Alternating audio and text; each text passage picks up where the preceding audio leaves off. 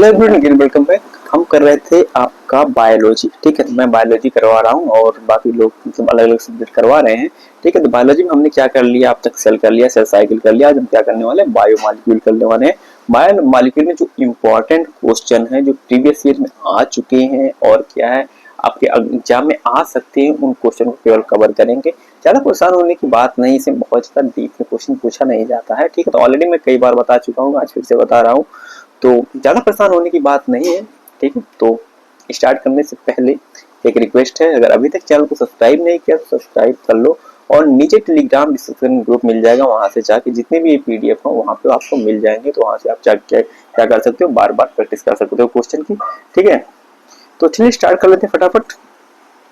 सबसे पहले क्वेश्चन है, आज हम केवल क्वेश्चन प्रैक्टिस ही करेंगे। मतलब और वीडियोज में मैंने कुछ थ्योरीज भी कराई है, बट थ्योरीज मुझे लगता है इतना नेसेसरी नहीं है। जिस सब्जेक्ट में कोई प्रॉब्लम हो रही है, किसी चैप्टर में प्रॉब्लम हो रही है स्पेसिफिकली, तो आप क्या कर सकते हो, कमेंट करके बता सकते हो या डायरेक्टली मैसेज कर सकते हो, मुझे यहाँ पे ये चीज समझ में नहीं आ रही, तो उसमें प्रॉपर वीडियो बना देंगे। वैसे भी इतना टाइम नहीं है कि मतलब जो है थ्योरी को कवर किया जाए, बट ये है कि आपका क्या मतलब, जितना ज्यादा क्वेश्चन प्रैक्टिस कर सकते हो इस स्टेज में आके, उतना ज्यादा कर लो, वही तुम्हारे लिए बहुत ज्यादा बेनिफिशियल रहेगा। ठीक है, तो चलिए स्टार्ट कर लेते हैं। सबसे पहले क्या है आपका क्वेश्चन नंबर 1, यहाँ पे है primary metabolites are. Primary metabolites के बारे में पूछ रहा है। ठीक है, तो क्या है, waste product, essential for growth, toxic substance या फिर पिगमेंट। जो मेटाबॉलिज्म जो होती है मेटाबोलाइट, ठीक है, कभी भी जब भी मेटाबॉलिज्म होता है तो उससे कुछ ना कुछ बनता है। ठीक है, जब भी कुछ बनेगा, अगर बॉडी हो रही है तो हमेशा बॉडी के लिए कुछ ना कुछ बेनिफिशियल होगा। ठीक है, कहीं ना कोई ग्रोथ एंड डेवलपमेंट में हेल्प करेगा। ठीक है, तो जैसे कि तुम अभी आओगे यहाँ पे तो मेडिसिन के बारे में पढ़ोगे। ठीक है, जब तक मेडिसिन क्या होती है, मेटाबोलाइट नहीं होती बॉडी में, तब तक जहाँ पे उसका टारगेट ऑर्गन नहीं होता है या टारगेट रिसेप्टर नहीं होता है, वहां पे जाके वो इफेक्ट नहीं करती है। इसलिए हर एक चीज का मेटाबोलाइज होना जरूरी है, चाहे वो प्रोटीन हो, लिपिड हो, फैट और भी चीजें हो, चाहे का मेटाबोलाइज होना बहुत ही जरूरी है। इसलिए क्या प्राइमरी मेटाबोलाइट्स आर क्या होगा, इसका आंसर एसेंशियल फॉर ग्रोथ के लिए होगा। ठीक है, तो यहाँ पे आपका आंसर जो हो जाएगा बी वाला करेक्ट हो जाएगा। ठीक है, इसके बाद आगे चलते हैं। Secondary metabolites include, secondary metabolite की अगर बात करें हम, ठीक है, प्राइमरी मेटाबोलाइट का जब भी कोई चीज़ मेटाबोलाइट होगी तो कोई इफेक्ट करिए। अब सेकेंडरी में कौन सी चीज़ मेटाबोलाइट हो रही है आपकी, ठीक है, प्रोटीन्स है, लिपिड्स है, एल्कोलाइड्स है या फिर डीएनए है। आपका क्या है, जब भी जो सेकेंडरी मेटाबोलाइट्स की बात करेंगे तो उसमें आपका आएगा एल्कोलाइड्स। ठीक है, एल्कोलाइड्स, यहाँ पे आपका सेकेंड का सी वाला आंसर क्या हो जाएगा, करेक्ट हो जाएगा। ठीक है, इसके बाद नेक्स्ट पे चलते हैं। मेटाबोलिज्म इंक्लूड, मेटाबोलिज्म इसमें से किस चीज़ में इंक्लूड होती है, ओनली एनाबोलिज्म, ठीक है, या फिर ओनली कैटाबोलिज्म। एनाबोलिज्म का मतलब होता है इनाबोलिज्म। ठीक है, इनाबोलिज्म का मतलब होता है जुड़ना और कैटाबोलिज्म का मतलब होता है टूटना। कोई भी चीज़ है वो क्या हो रही है, टूट हो रही है, ब्रेक डाउन हो रहा है। ठीक है, उससे क्या होता है, कभी एनर्जी बनती है या कभी कोई और चीज़ बनती है। ठीक है, तो इसके बाद क्या, बोथ एनाबोलिज्म एंड कैटाबोलिज्म। तो आपका जो मेटाबोलाइट है वहाँ पे कई बार ऐसा होता है कि उसमें एनाबोलिज्म भी होगा और कैटाबोलिज्म भी होगा। कई बार ऐसा सब्सटेंस होते हैं, लाइक प्रोटीन है, कई बार वो टूटती है, कई बार छूटती है। ठीक है, ऐसी कई सारी रिएक्शन होती है उसमें। कई बार आप देखते हो कि ऑर्गेनिक में कई बार रिएक्शन टूट रही होती है, कई बार रिएक्शन क्या होता है, जुट रहा होता है। तो यहाँ पे भी सेम थिंक है, ये बॉडी से रिलेटेड है थोड़ा। ठीक है, यहाँ पे एनाबोलिज्म कैटाबोलिज्म दोनों साथ साथ होते रहते हैं। ठीक है, उसको हम क्या बोलते हैं, मेटाबोलिज्म बोलते हैं। यहाँ पे आपका 3 का सी वाला आंसर क्या हो जाएगा, करेक्ट हो जाएगा। सी का आंसर, सी आंसर। ठीक है, यहाँ पे आपका आंसर सी करेक्ट हो जाएगा। नेक्स्ट पे चलते हैं, आपका 4 है break down reaction are called. Break down, मैंने बोला ना ब्रेक डाउन, ब्रेक डाउन का मतलब क्या होता है, टूटना। जब भी टूट रहा तो वहाँ पे क्या हो जाएगा, कैटाबोलिज्म होगा। एनाबोलिज्म का मतलब मैंने ऑलरेडी बता दिया है, उसका मतलब होता है जुड़ना। ठीक है, तो आपका क्या हो जाएगा, यहाँ पे 4 का आपका जो होगा बी वाला करेक्ट हो जाएगा आंसर। ठीक है, तो 4 का आपका बी वाला आंसर क्या हो जाएगा, करेक्ट हो जाएगा। ठीक है, इसमें ज़्यादा सोचने की जरूरत नहीं, सिंपल से क्वेश्चन आते हैं, आप इजीली कर लोगे। नेगेटिव मार्किंग नहीं है, इसलिए एक भी क्वेश्चन छोड़ के मत आना। ठीक है, क्योंकि आपको भी पता है कट ऑफ बहुत ज़्यादा हाई जाती है। अगर नहीं पता तो मैं बता देता हूँ, कट ऑफ बहुत ज़्यादा हाई जाती है। 120 में अगर 100 प्लस मार्क्स नहीं हैं तो सीट नहीं मिलेगी गवर्नमेंट की। ठीक है, तो सिंथेसिस रिएक्शन आर, इसमें क्या होगा, कैटाबोलिक होता है या एनाबोलिक होता है या फिर क्या नेचुरल होता है या टॉक्सिक होता है। 5 नंबर का जो आपका यहाँ पे होगा वो बी वाला हो जाए, सिंथेसिस रिएक्शन। मतलब कोई भी सिंथेसिस हो रही है, किसी चीज़ की सिंथेसिस हो रही है। ठीक है, तो जैसे लाइक हार्मोन की सिंथेसिस हो रही है, ठीक है, या फिर किसी और चीज़ की सिंथेसिस हो रही है। ठीक है, तो वहाँ पे क्या होता है, हमेशा एनाबोलिज्म होता है। मतलब एनाबोलिज्म का मतलब होता है जुड़ना होता है। ठीक है, 5 नंबर का बी वाला आंसर करेक्ट हो जाएगा यहाँ पे। नेक्स्ट पे चलते हैं bio macro molecule. Bio macro, micro नहीं मैक्रो यानी कि बड़ा। माइक्रो का मतलब होता है हमेशा छोटा और मैक्रो का मतलब होता है हमेशा बड़ा। तो यहाँ पे क्या है, बायो मैक्रो मॉलिक्यूल, हमेशा इस पर क्या कर लिया करो, टिक कर लिया करो। स्मॉल मॉलिक्यूल है, लार्ज ऑर्गेनिक मॉलिक्यूल है, या इनऑर्गेनिक सब्सटेंस है, या मिनरल है। तो आपको मैंने पहले ही बताया बायो मैक्रो, मैक्रो का मतलब होता है बड़ा। ठीक है, तो यहाँ पे क्या होगा, 6 का बी वाला आंसर क्या हो जाएगा, करेक्ट हो जाएगा। ठीक है, इसके बाद नेक्स्ट पे चलते हैं protein are made. Proteins are made up of protein, ये तो बहुत सिंपल सा क्वेश्चन है। ठीक है, इस टाइप का क्वेश्चन बहुत ज़्यादा मतलब कोई ऐसा इंसान गलत करके आएगा जो क्या होगा, उसका दिमाग काम नहीं कर रहा होगा। ठीक है, इसमें न्यूक्लियोटाइड्स का होता है, अमीनो एसिड का होता है, फैटी एसिड का होता है, या शुगर का होता है। 7 नंबर का यहाँ पे बी वाला करेक्ट हो जाएगा। अमीनो एसिड, जनरली प्रोटीन किसी मिल्क बना होता है, अमीनो एसिड से मिलकर बना होता है। ठीक है, बहुत सिंपल सा क्वेश्चन है। इसके बाद polysaccharides are polymer of, polysaccharide किस चीज़ का पॉलीमर है। ठीक है, एमिनो एसिड तो प्रोटीन का होता है जनरली, न्यूक्लियोटाइड्स नहीं, मोनोसेक्राइड्स हो सकता है, फैटी एसिड। तो पॉलीसेक्राइड जो होता है वो शुगर के सब्सटेंस है ना, शुगर का ही पार्ट है ना। तो यहाँ पे सेक्राइड्स कहाँ पे है, शुगर कहाँ पे दिख रहा है, केवल आपका मोनोसेक्राइड्स में ही दिख रहे हैं। तो आप क्या होगा, 8 नंबर का बी सी होगा। ठीक है, बी नहीं सॉरी। ठीक है, मतलब इस टाइप क्वेश्चन आते हैं, आप देखती कर लोगे और थोड़ा भी पढ़ रखा है तो। बट ये क्या थोड़ा बहुत ज़्यादा ईजी है। कई बार ऐसा आया है जब मैंने हम लोगों ने दिया था एग्जाम तो बहुत ज़्यादा ईजी पूछा था यार। ठीक है, इसके बाद क्या है, nucleic acid are made. Nucleic acid की अगर बात करें, मेड ऑफ न्यूक्लिक एसिड किसी से मिलकर बनी होती है, अमीनो एसिड नहीं, न्यूक्लियोटाइड्स, लिपिड्स या शुगर। तो आपका जो न्यूक्लिक एसिड्स होती हैं वो मिलकर बने होते हैं जनरली बी, यहाँ पर न्यूक्लियोटाइड से मिलकर बने होते हैं। ठीक है, तो यहाँ पे बी वाला आंसर क्या हो जाएगा, करेक्ट हो जाएगा। ठीक है, इसका नेक्स्ट क्वेश्चन पे चलते हैं, एग्जांपल ऑफ पॉलीसेक्राइड। पॉलीसेक्राइड का इसमें एग्जांपल क्या, शुगर कहाँ पे दिखाई दे रही होगी, वही वाला करेक्ट होगा आंसर। 10 नंबर का ग्लूकोज, अब ग्लूकोज भी शुगर है, फ्रैक्टोज भी शुगर है, स्टार्च या राइबोनोज। ठीक है, तो पॉलीसेक्राइड मतलब क्या है, मोन एक से ज़्यादा सेक्राइड्स है वहाँ पे, पॉली मतलब बहुत सारी सेक्राइड्स है वहाँ पे।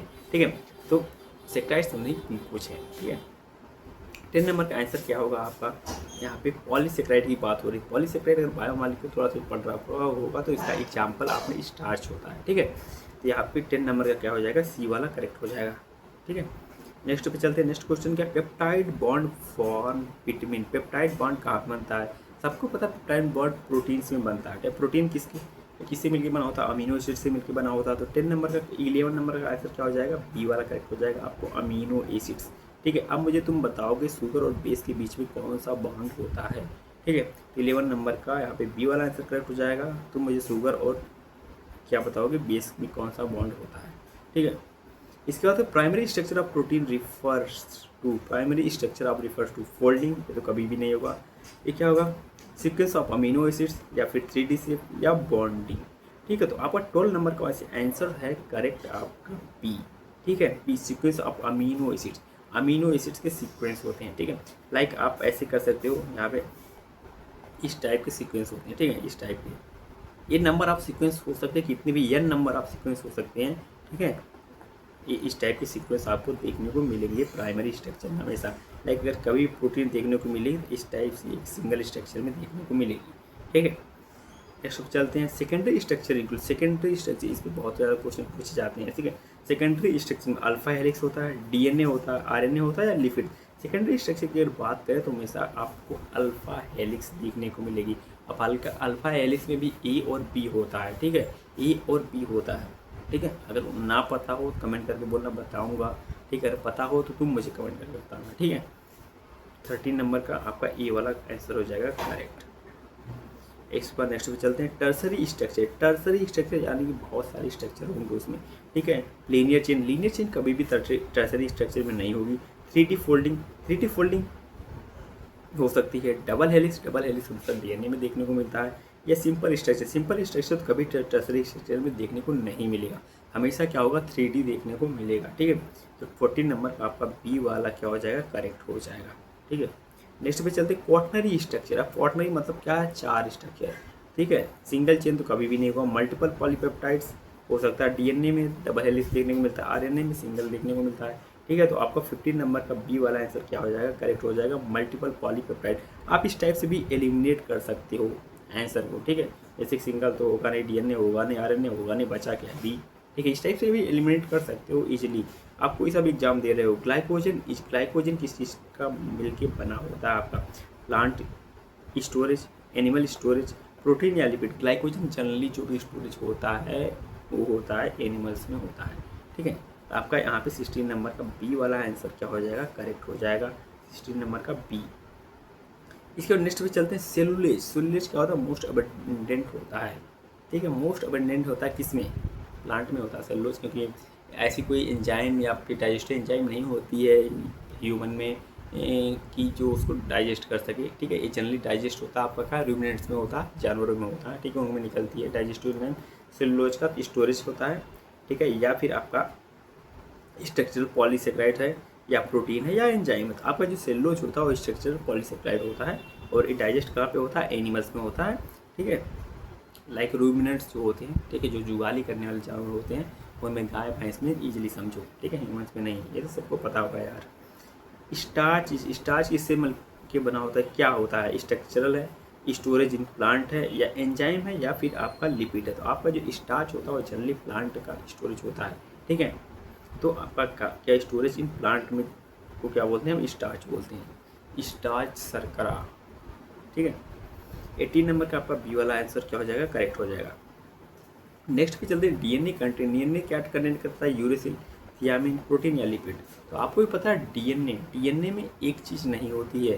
ठीक है, तो डीएनए में क्या नहीं होती है, यूरेसिल नहीं होती है, या फिर थियामिन नहीं होता है आपका।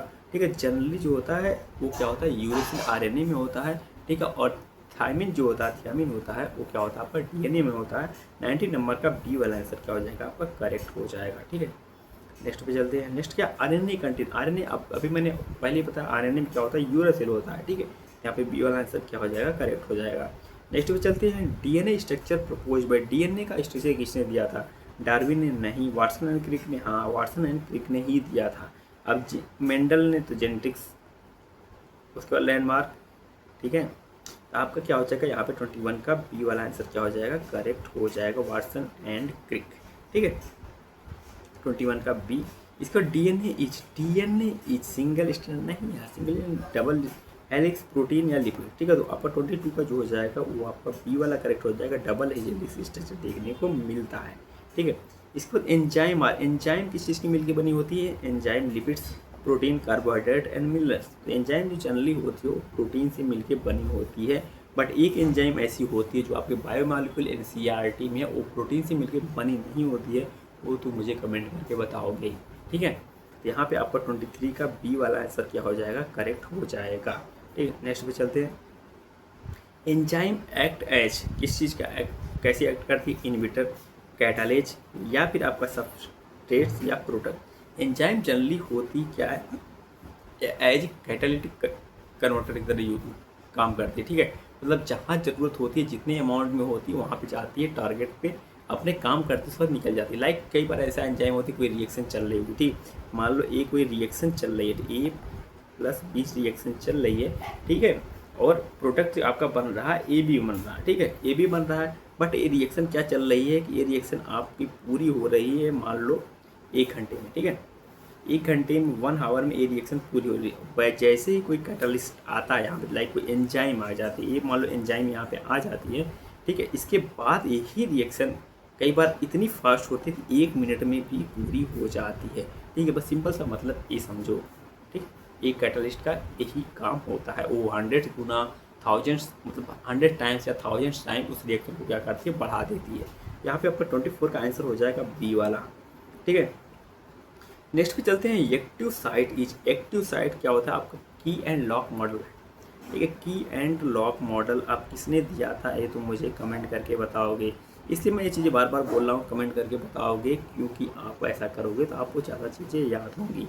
की और लॉक। एक्टिव साइट क्या है, ठीक है, एक्टिव साइट जो होती है आपकी बाइंडिंग रीजन होता है, प्रोटीन होता है, डीएनए होता है, लिपिड होता है। आप इस टाइप से समझो, कोई रिसेप्टर होता है। ठीक है, कोई रिसेप्टर होता है जो क्या करता है कि किसी भी चीज़ को क्या करता है, बाइंड कर लेता है, उसी को हम बोलते हैं एक्टिव साइट। ठीक है, तो कई सारी चीज़ें होंगी, अभी उतना डिटेल में मैं नहीं जाना चाहता, मतलब अभी एग्जाम्पल लेके बताऊँ, बट उतना जाना नहीं। बट कोई भी एक्टिव साइट होती है, कोई ऐसा रिसेप्टर समझो कि मतलब कोई भी जो चीज़ है उसको कहीं पे लेके जाएगी। ठीक है, लाइक तुम्हारा जो स्पर्म होता है वो ओवम को फर्टिलाइज करता है। अब तुम कहोगे वहाँ पे जोना पेलिसिडा होता है, कोरोना रेडिएटा होता है, उसको मतलब जो क्या होता है कि डिजॉल्व करके अंदर स्पर्म जाके फर्टिलाइज करता है, ठीक है। बट ऐसा नहीं है, ये तुम्हारे एनसीईआरटी का नॉलेज है। अभी तुम उसको डिटेल में पढ़ोगे तो पता चलेगा वहाँ पे कि क्या होता है। जनरली अगर तुम देखोगे ये ओवम है मान लो, ठीक है, ये तुम्हारा जोना पेलिसिडा है, ये कोरोना रेडिएटा है, ठीक है, और ये तुम्हारा स्पर्म है, ठीक है। अरे इसमें बहुत गंदा बनाया, ठीक है यार, थोड़ा सा वो है, ठीक है। मान लो ये तुम्हारा स्पर्म है, ठीक है। अब ये यहाँ से आया, मान लो इसको भी मतलब क्या कर डिजॉल्व कर दिया, ठीक है। अब इसको डिजॉल्व कर दिया, ठीक है। इसके बाद क्या करता है, इसको भी डिजॉल्व कर दिया, ठीक है। बट क्या होता है कि ये फिर भी अंदर नहीं जा पाएगा जब तक कि क्या होता है, एक रिसेप्टर होता है ZE, ठीक है। ZE रिसेप्टर होता है, ठीक है। यहाँ पे एक रिसेप्टर होता है, ये क्या करता है, इसको अंदर लेके जाता है। अगर ये इससे बाइंड नहीं हो पाएगा तो ये अंदर लेके नहीं जा पाएगा। इसीलिए बहुत सारे जो स्पर्म होते हैं वो फर्टिलाइज नहीं कर पाते, क्योंकि एक ही स्पर्म फर्टिलाइज कर पाता है, क्योंकि एक ही जो स्पर्म क्या होता है इस रिसेप्टर से बाइंड कर पाता और अंदर जाता है, ठीक है। इसी टाइप से इसका 25 का आंसर जो हो जाएगा वो ए वाला होगा, बाइंडिंग रीजन, ठीक है। 25 का आंसर ए वाला हो जाएगा, बाइंडिंग रीजन। नेक्स्ट पे चलते हैं, लॉक एंड की मॉडल प्रपोज्ड बाई, अभी यार बताया था मैंने, तुमसे पूछा था कमेंट करके बताना, बट आ गया यहाँ पे, ठीक है। फिशर, डार्विन, मेंडल या वाटसन। तो आपका 26 का जो आंसर हो जाएगा वो आपका ए है, फिशर ने प्रपोज किया था लॉक एंड की मॉडल, ठीक है। इसके बाद नेक्स्ट पे चलते हैं, induce fit model propose by, induce fit model किसने दिया था, फिशर, कॉसलैंड ने, या फिर डार्विन या मेंडल। तो फिशर तो लॉक एंड की दिया था, अब डार्विन ने और मेंडल ने दिया नहीं है, तो 27 में कौन सा बचा, बी वाला है, ठीक है। तो बी वाला आंसर क्या हो जाएगा आपका, करेक्ट हो जाएगा यहाँ पे, ठीक है। इसके बाद नेक्स्ट पे चलते हैं, आपका सबस्ट्रेट बाइंड एट, सबस्ट्रेट कहाँ बाइंड करता है, जब भी बाइंड करेगा वो यहाँ पे करेगा, एक्टिव साइड पे बाइंड करेगा, ठीक है। आपका आंसर ए, ऐसे देख के बता सकते हो, सबस्ट्रेट बाइंड कहाँ करेगा, एक्टिव साइड पे बाइंड करेगा ना। अब एक्टिव साइड बाइंड नहीं करेगा तो क्या हो जाएगा, उसका कोई मतलब बचेगा नहीं, तब रिएक्शन चलेगी नहीं, ठीक है। इसलिए हमेशा कहाँ बाइंड करता है, एक्टिव साइड पे ही बाइंड करता है वो।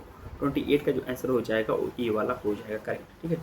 नेक्स्ट पे चलते हैं, enzyme louvers, enzyme louvers energy, activation energy, temperature या प्रेशर। जो आपकी एंजाइम होती है वो क्या करती है, एक्टिवेशन एनर्जी वो क्या करती है, कम कर देती है।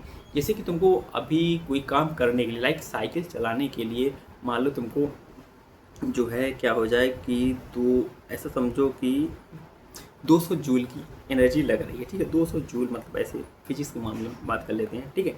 बट क्या हो जाए कि यहाँ पे कोई एंजाइम आ जाए, एंजाइम आने के बाद वहाँ पे क्या हो जाएगा, जैसे एंजाइम आती है तो वो एनर्जी जूल क्या हो जाएगा, कभी 100 हो सकती है या फिर क्या 50 जूल भी हो सकता है, ठीक है। जैसे एंजाइम आए तुम्हारे मतलब पैर में कोई ऐसा चीज़ भारी चीज़ बांध दे तो उसको क्या करता है कि तुम्हारी जो एनर्जी है उसको कम कर देता है। इस टाइप समझ सकते हो। आई थिंक मैं बेटर समझा नहीं पाया इसको तुमको। इस चीज़ का एग्जाम्पल ले लें, लाइक किसी चीज़ को तुम धक्का दे रहे हो, ठीक है, और अकेले धक्का देने में तुमको बहुत ज़्यादा एनर्जी लग रही है, बट क्या होता है ऐसा कि बहुत सारे लोग उसी चीज़ पे धक्का देना स्टार्ट करें, तुम्हारी एनर्जी कम हो जाती है। उनको क्या कंसीडर कर सकते हो, एड एंजाइम कंसीडर कर सकते हो, ठीक है। तो ये यहाँ पे यही है कि क्या एंजाइम क्या कर रही है, लोअर कर रही है एक्टिवेशन एनर्जी। 29 का क्या हो जाएगा, बी वाला आंसर क्या हो जाएगा, करेक्ट हो जाएगा। नेक्स्ट पे चलते हैं, enzyme substrate complex, permanent, temporary, irreversible या स्टेबल। 30 का हो जाएगा आपका बी, टेम्परेरी, ठीक है। जनरली क्या होता है, टेम्परेरी होता है, कुछ शॉर्ट टाइम के लिए होता है, हमेशा के लिए नहीं रहता, फिर अपने आप अपना काम करने के बाद वहाँ से हट जाता है, ठीक है। जनरली ये होता है।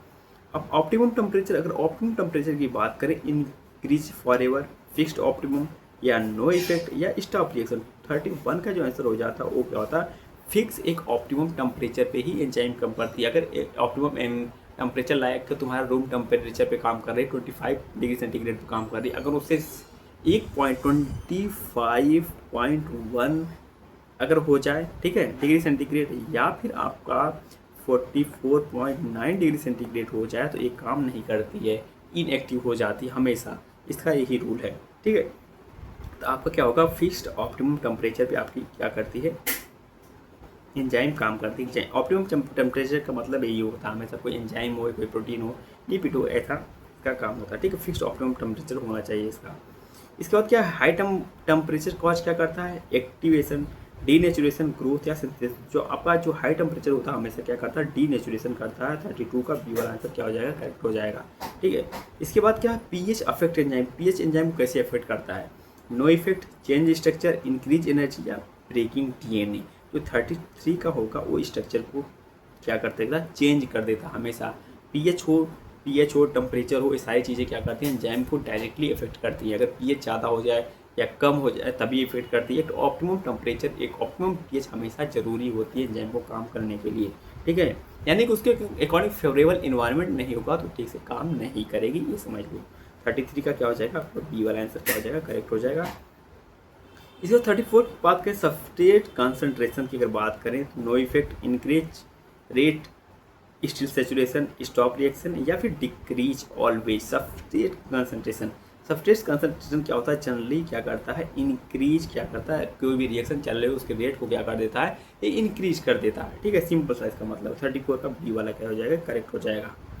जब तक सैचुरेशन नहीं हो जाता तब तक क्या करता है, उस रिएक्शन को बढ़ाता रहेगा। जैसे सैचुरेशन आ जाएगा, लाइक तुम्हारा लेफ्ट हैंड साइड और राइट हैंड साइड कोई रिएक्शन चल रही है, ठीक है, अगर लेफ्ट हैंड साइड और रिएक्शन बहुत ज़्यादा, मतलब उस प्रोडक्ट बहुत ज़्यादा, मतलब ऐसा बात को सब्सट्रेट बहुत ज़्यादा है, ठीक है, प्रोडक्ट कम है, जब तक प्रोडक्ट और सब्सट्रेट क्या हो जाएगा, बराबर नहीं हो जाएगा, तब तक क्या होता है, वो रिएक्शन चलती ही रहेगी।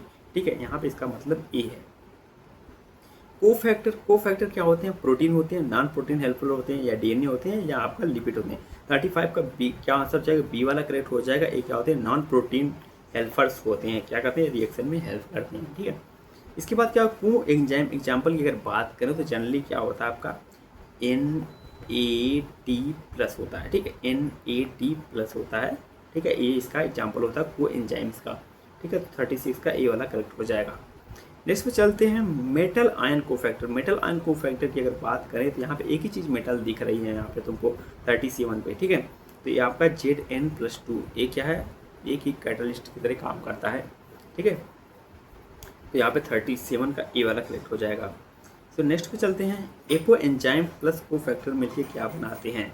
जो होता है एपो एंजाइम प्लस कोफैक्टर जो हमेशा मिलकर क्या बनाते हैं, आपका होलो एंजाइम बनाते हैं। ठीक है, होलो एंजाइम बनाते हैं आपका। 38 का ए वाला करेक्ट हो जाएगा यहाँ पे। ठीक है, इसके बाद बस मैंने आज 38 इंपॉर्टेंट क्वेश्चन लिए थे। आगे और भी देखेंगे इस चैप्टर का, कोई और इंपॉर्टेंट क्वेश्चन होगा जब मेजर सीरीज में चलेंगे, मतलब मेजर प्रैक्टिस करेंगे, पूरी एनसीईआरटी को एक साथ लेके चलेंगे तो उसमें और कवर कर लेंगे। बाकी ये इंपॉर्टेंट क्वेश्चन है। ठीक है, इससे बाहर नहीं जाएगा पेपर। ठीक है, क्यों नहीं बाहर जाएगा, कहोगे तुम आपने बहुत ईजी करवाया, यार ईजी पेपर ही आता है, बहुत सारा टफ पे जाने की ज़रूरत नहीं है, बट इसकी कटाफ हाई जाती है यार। इतना ध्यान रखना कि इनमें गलती कर दिए तुम तो क्या हो सकता है कि गवर्नमेंट कॉलेज से बाहर हो सकते हो, क्योंकि यहाँ पे सीटें बहुत कम हैं। 1400 सीट है गवर्नमेंट की, बाकी प्राइवेट में बहुत सीटें हैं। तो प्राइवेट करना चाहते हो तो कोई बात नहीं, लेकिन गवर्नमेंट करना है तो तुमको बहुत ज़्यादा क्या करना होगा, प्रैक्टिस करनी पड़ेगी, एनसीईआरटी को बार बार पढ़ना पड़ेगा। ठीक है, तो अगर इनमें कोई भी चीज़ अगर समझ में आई हो तो क्या कर सकते हो, कमेंट करके पूछ सकते हो। ठीक है, और वीडियो पसंद आया तो प्लीज़ लाइक करना और अपने दोस्तों के साथ प्लीज़ शेयर कर देना। अगर वो प्रिपरेशन कर रहे हैं सीनेट की या फिर किसी भी स्टेट एग्जाम की प्रिपरेशन कर रहे हैं तो उनके सभी के लिए बेनिफिशियल, क्योंकि एनसीईआरटी सबके लिए एक ही है, अलग से नहीं, और आईएनसी एक ही है। ठीक है, तो सबका पेपर एक जैसा ही रहने वाला है। ठीक है, तो मिलते हैं बहुत जल्द नेक्स्ट वीडियो में। Thank you.